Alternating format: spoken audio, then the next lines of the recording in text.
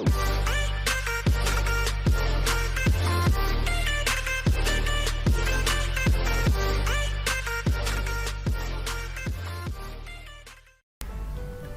para kimiawan muda, kembali lagi dalam video The KMC yang akan membahas tentang termokimia.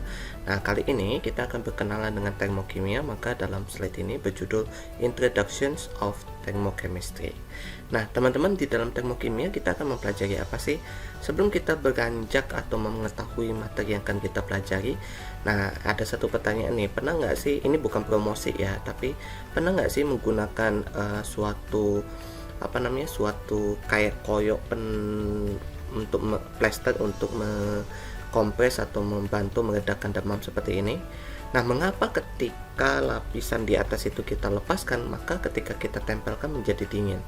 Nah, ini sebenarnya ada suatu mekanisme reaksi yang terjadi yang bisa kita pelajari atau kita jelaskan dengan teori termokimia seperti itu.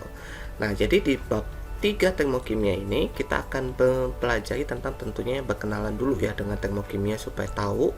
Kemudian kita mempelajari sistem dan lingkungan, kalori dan kerja, pengenalan entalpi, reaksi endotermik dan eksotermik, perubahan entalpi standar, dan kita belajar untuk menentukan perubahan entalpi. Nah, untuk video kali ini kita akan menjelaskan atau membahas sampai bagian kalori dan kerja. Sudah siap? Jadi di dalam slide kali ini kita akan belajar tentang memahami termokimia, memahami sistem dan lingkungan, dan memahami kalori dan kerja. Untuk bagian perubahan entalpi dan reaksi endotermik dan eksotermik bisa kalian lihat di video berikutnya. Oke. Nah, termokimia itu berasal dari dua kata sebenarnya, termo dan kimia. Termonya itu di dalam istilah kimia itu berasal dari termodinamika kimia. Jadi termokimia itu adalah sebenarnya termodinamika kimia.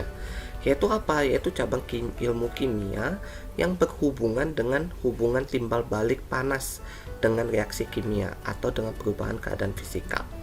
Jadi ketika ada perubahan fisika atau ada perubahan kimia atau dalam hal ini ada reaksi kimia yang berhubungan dengan panas, maka itu akan dipelajari di ilmu termokimia. Oke. Nah, ilmu termokimia atau termokimia sendiri itu sangat berhubungan banget dengan yang namanya hukum kekekalan energi. Nah, di dalam ilmu fisika juga kalian sudah pelajari hukum kekekalan energi, yaitu dimana energi tidak dapat diciptakan juga tidak dapat dimusnahkan, maka energi hanya berubah bentuk dari satu bentuk menjadi bentuk lain, seperti itu. Nah, di dunia ini ada 6 bentuk energi. Ada kinetik, potensial, chemical, nuklir, thermal, dengan elektrikal. Nah, untuk termokimia sendiri itu lebih banyak membahas tentang energi kimia dan energi thermal yang kita kombinasikan dengan reaksi-reaksi kimia yang kita miliki dan kita pelajari dalam bentuk cabang ilmu yang disebut dengan termokimia. Seperti itu. Nah, di dalam membahas termokimia itu sangat penting sekali mengetahui istilah yang disebut dengan sistem dan lingkungan. Mengapa? Karena sistem dan lingkungan kamu harus bisa membedakan yang mana sistem, yang mana lingkungan, agar bisa mengetahui tipe reaksi seperti apakah reaksi itu. Jadi sistem itu apa? Sistem itu adalah segala sesuatu yang kita amati. Jadi fokus pengamatan yang kita lakukan itu disebut dengan sistem. Sedangkan lingkungan itu adalah segala sesuatu yang di luar sistem. Jadi kalau kita mengamati suatu botol, misalkan cairan di dalam botol itu, maka botol itu adalah sistemnya, gitu ya. Botol dan cairan di dalamnya itu adalah sistemnya, tetapi segala sesuatu di luar itu adalah disebut dengan lingkungan, seperti itu. Nah, sistem itu dibagi menjadi 3 jenis, teman-teman. Jadi sistem itu dibagi menjadi 3 jenis, yaitu sistem terbuka, tertutup, dan sistem terisolasi. Sistem terbuka itu artinya apa? Artinya baik zat maupun energi itu bisa keluar masuk dengan bebas. Jadi misalkan kita punya suatu larutan tertentu dan kita tidak tutup larutan itu, maka larutan itu bisa menguap, kemudian juga panas yang ada di dalam larutan itu juga bisa keluar. Seperti itu. Atau energi juga bisa masuk seperti itu ya. Bukan hanya keluar dari panas dilepas, tetapi panas juga bisa masuk. Kemudian ada yang disebut dengan sistem tertutup. Kalau sistem tertutup, kita menutupnya. Artinya bagian zatnya itu tidak bisa menguap atau tidak bisa menghilang, atau tidak ada pertukaran zat, namun mengalami pertukaran energi. Bisa terjadi pertukaran energi. Itu misalnya kamu punya botol, kamu masukin air panas, lama-lama akan menjadi dingin. Meskipun kamu tutup botolnya itu ya, lama-lama akan menjadi dingin. Mengapa? Karena terjadi perubahan atau perpindahan panas. Namun jumlah air di dalam botol itu tetap. Kenapa? Karena tidak ada perpindahan dari zat itu. Kemudian sistem yang ketiga itu adalah sistem terisolasi. Nah, sistem terisolasi ini adalah sistem di mana dia mencegah perpindahan zat, perpindahan zat dan perpindahan energi. Nah, ini secara sederhananya itu bisa dilihat seperti termos, teman-teman.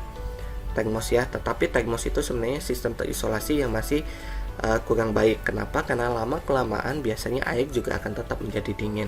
Namun perpindahan panasnya sangat sedikit, minim gitu ya. Jadi bisa bertahan panas cukup lama. Oke. Nah, itu adalah tipe-tipe atau jenis-jenis sistem. Nah, setelah kamu mempelajari sistem dan lingkungan, kita juga harus mengetahui tentang kalorit dan kerja.